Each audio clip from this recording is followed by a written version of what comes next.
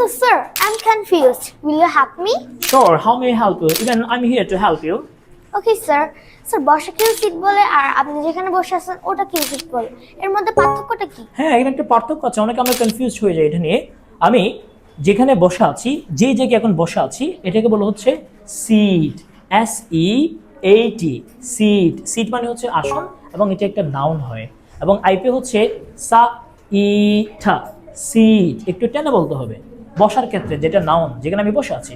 আর ধরুন আমি দাঁড়িয়ে আছি, এই দাঁড়ানো থেকে আমি বসবো, এই যে বসছি এটাকে বলা হচ্ছে সিট। এটা একটু দ্রুত বলতে হবে কারণ এখানে আইপি আছে, সাইঠা, সিট, এবং এটা একটা ভার্ব।